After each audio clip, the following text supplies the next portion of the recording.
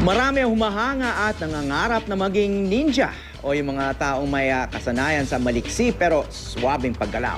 Posible yang matutunan sa Ninja Academy. Alamin yan sa News to Go ni Bam Alegre. Kung pinangarap mo rin maging kasing liksi ng mga ninja, dito pwede magsanay sa Ninja Academy. Sa magagaslaw na paglundag at maliliksing pasirko-sirko, itinuturo ang disiplinang parkour. Kaya siya Ninja Academy kasi yung parkour, ayun yung movement mo sa environment. So tumatakbo ka, tumatalon ka, nagro-roll ka, nagfi-flips. So very similar siya sa mga ginagawa ng ninja.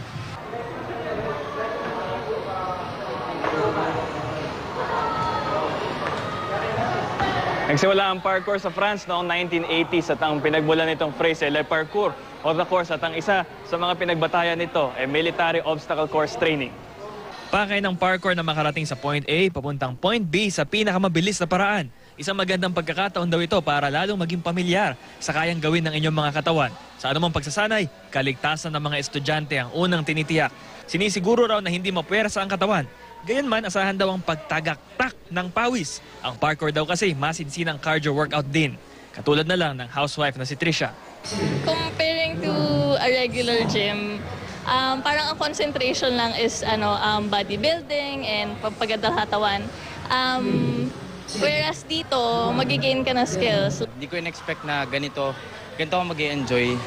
Saka yung sa isang session na yun, sobrang dami namin natutunan. O hindi lang isang body part yung i-workout niya, as in lahat talaga natitrain niya. Bukod sa parkour, tinuturo rin sa Ninja Academy ang Kenjutsu, isang disiplina sa paggamit ng mga Japanese katana. Syempre, gawa muna sa kahoy ang mga espada. It helps them understand themselves with their hand-eye coordination, their aptitude of how they can be able to manipulate their body. Bam Alegre, GMA News.